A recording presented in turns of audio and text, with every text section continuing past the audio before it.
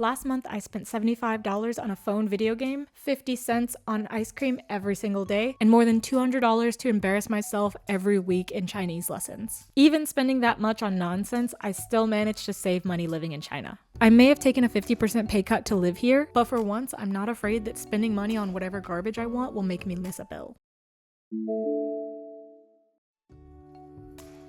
For context, a lot of people consider coming to China after hearing 5-year outdated salary information. Even I fell for the promise of $3,000 a month, but my job doesn't pay that much, and I'm fine with that. I live in a tier 3 city with a population of 7 million, which isn't considered that big here. I work part-time and make about 11,700 yuan every month, which is about 1,700 USD depending on the exchange rate. For me, 11.7 thousand yuan a month is more than enough to live comfortably, even if you're stupid with your money like I am. I've always tracked my money, especially living away from my family, because I'm terrified that one day I'll overdraft while trying to appease the gacha gods. For me, budgeting has always been half retroactive, half proactive. I plan for the future and watch myself spend whatever's not saved on stupid things. It was my same system when I lived in Atlanta, New York, and Seoul. Living in China is different though, because now, watching my stupid spending doesn't make me anxious. So here's what I actually spend in an average month. Not penny pinching, just living my life without worrying about being paycheck to paycheck. My spending may not make sense to everyone, especially not for my mom who wishes I was thinking more about the future, but it works for me and the things that I find important.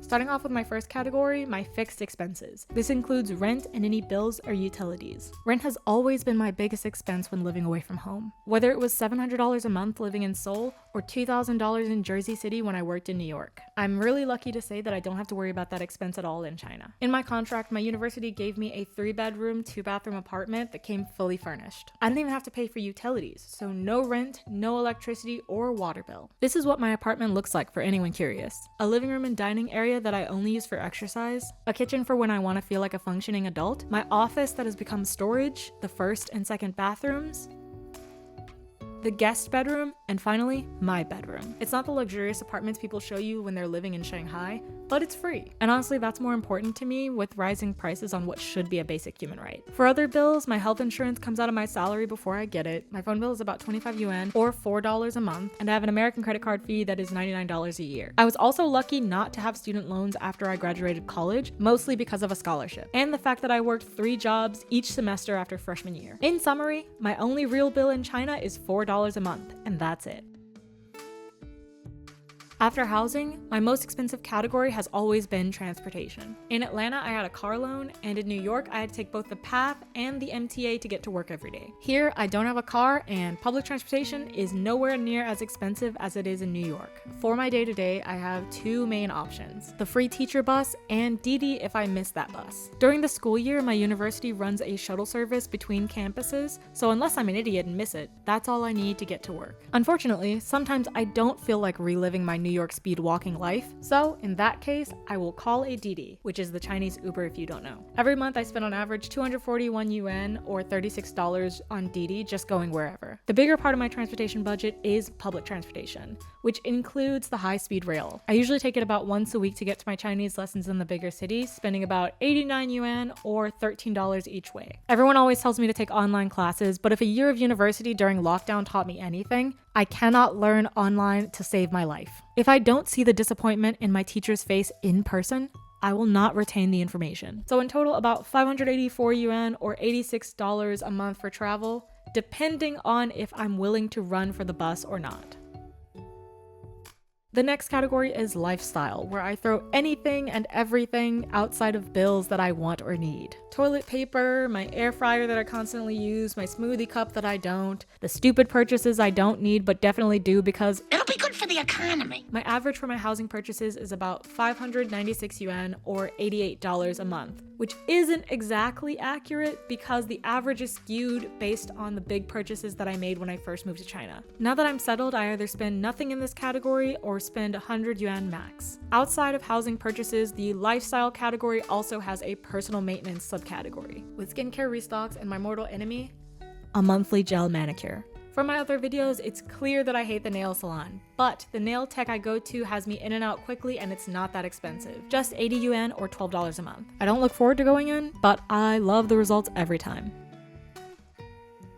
Okay, next is food. This is the place where being a gremlin works in my favor because I can eat the same 5 meals and never get bored of them. I order out maybe once a week, and I always make sure to order enough food for multiple meals when I do. Being in a less international city means that there aren't as many diverse options for food, but we have pizza shops, Korean restaurants, and cafeteria-style dining. My average order for takeout is 90 yuan or $13, and I can stretch it to make sure it lasts. I also spend a couple of hours every week working in a cafe, splurging on hot chocolate or tea and a sandwich or personal pizza. It's about 70 yuan or $10 every time, but that's the price I pay for body doubling in an air-conditioned cafe when it's almost 100 degrees outside. Unfortunately, being a gremlin addicted to habitual eating means that I spend a crap ton of money at convenience stores. My coworkers know after every meal I take outside of my house, I must get ice cream. Whether it's an ice cream bar or mishrei, I need it. Even in winter, if I see the convenience store, I get an ice cream. If I leave my house, I get an ice cream. That's who I am, and I'll die before I change. So that's an almost daily 4 yuan or 50-cent purchase. After dining out and convenience store purchases, I also go to the grocery store, but less frequently than I'd like to admit. My average monthly spending for the grocery category is about 426 yuan, solely because I hoard ingredients and buy in large quantities like a doomsday prepper. It's fine, because one day, I will use this fruit that I cut up and froze 3 months ago for smoothies. This is definitely not proof that I lack an understanding of object permanence. So let's move on. In total, my food spending is about 1,600 yuan or $236. It could go down, but it won't.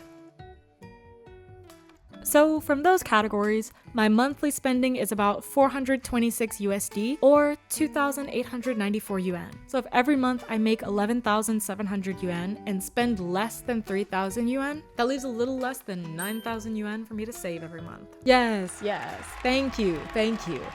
My mother is very proud of that number. But is that money going straight to my savings? No! That's right, it's not. I'm missing a lot of other purchases. My monthly subscriptions, my language classes, the occasional times I leave my house for fun, traveling, clothes shopping, etc. The fun parts of life. Even outside of that money, I'm always saving and planning where the rest of that money will go. The current thing I've planned to spend my leftover money on is my upcoming summer vacation. I plan on traveling across China this summer, 7 cities over 2 months, forcing myself to live and get out of my comfort zone. Because here's the thing, I didn't fly across the planet to teach kids less than 10 years younger than me so that I could count pennies. I came here to stop living paycheck to paycheck so that I could actually live the life that I wanted. I left New York because I worked hard and was still stressed out about making the life that I wanted. I left Atlanta because even though the budget was better, I wasn't where I wanted to be. And all of that led me here, to a city that no one outside of China knows, not making more money, but having more time and the money that I need to live how I want. For once, my life isn't stressful because of money.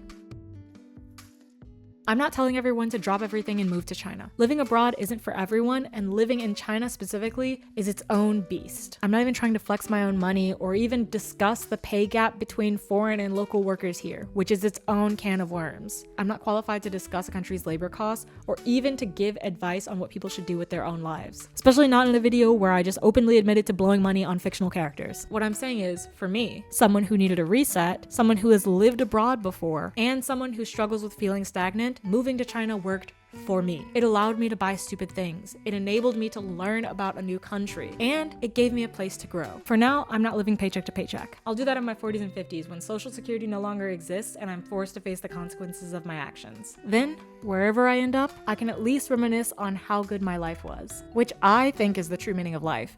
Having a satisfying life without worrying about your next paycheck. Your life is for you, and it should work for you. My life is for me, and it works for me, even though every month I make very stupid purchases. See you in the next video.